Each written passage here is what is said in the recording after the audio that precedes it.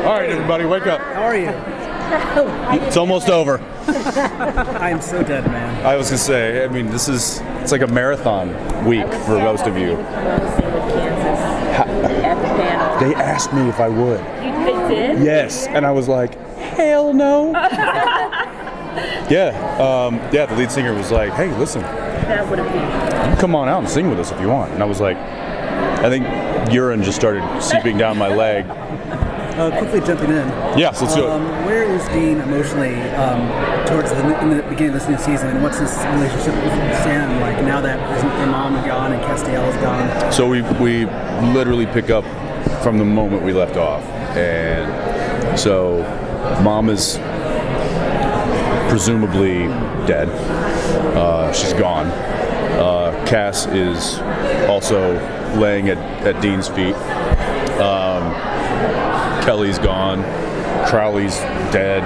Like it was a bloodbath, and so Dean basically does the one thing that he knows what to do, and that is take care of the threat.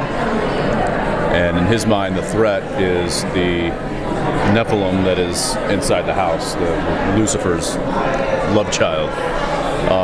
And so that's what he does. He's like, I don't know. He doesn't know how to react or how to process what just took place. So he's going to do what he does know, and that's to alleviate the threat. That then turns out to be a little bit more difficult than he expected because Sam stops him and says, "Let's think about this." And so that's kind of a bit of the struggle in the first couple of episodes. So you'll see that, but it's kind of one of those things where it's almost too much for him to process. So instead of trying to deal with it, he just pushes it away, and it's like, I'll deal with that some other time. You hint at the conflict between Sam and Dean. The past couple of seasons, they've been really together. It's kind of been them against the world again after another couple seasons of conflict. Would you say that, to start season 13, it's more aching back to seasons when they were... No. Because I think what you're referring to is when there is a bit of it's kind of almost brother against brother in a sense. This isn't that. This is we're on the same page. We might just have different ideas about what to do,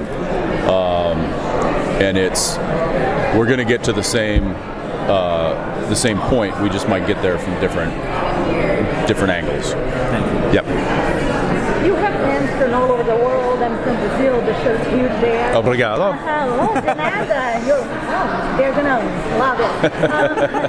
But after all these years, do you think, to what extent did fans' opinions or suggestions or craziness impact on the show? I think probably more than they realize. We're very fortunate in the fact that we do a lot of fan conventions throughout the year.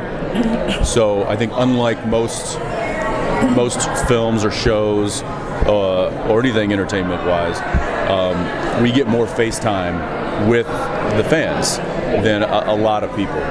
And what that does is that gives us a direct line of communication and also feedback.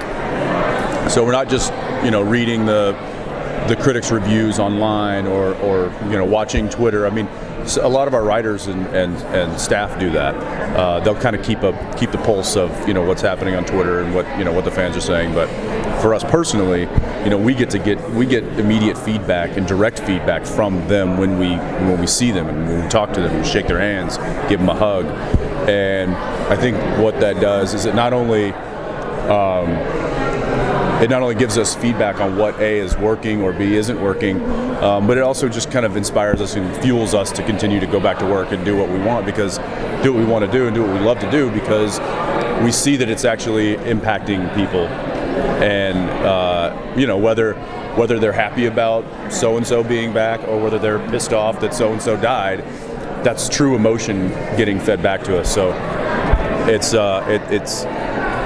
think it has a big place in the world of Supernatural, the fans' opinions. That's great. They're going to love to hear that. Yeah.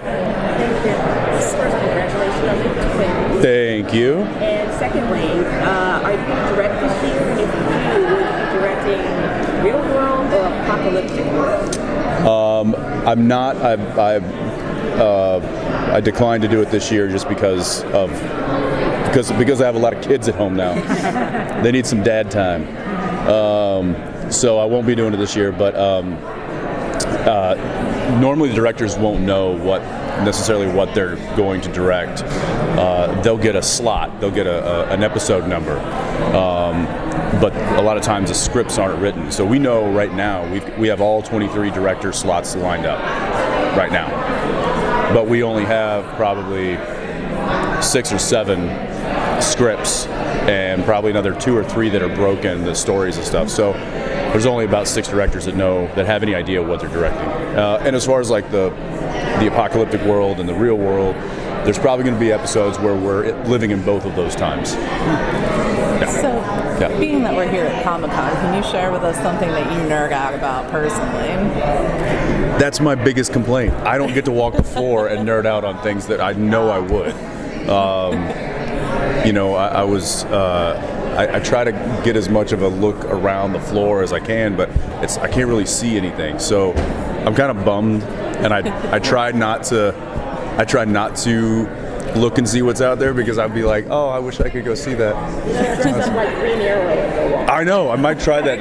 Get a costume, throw a mask on. Too good, because then they'll want pictures with you. Yeah. Oh yeah, that's true. Yeah, I'll get my 4-year-old to design it. Yeah. Awesome. Thank you guys. Yeah.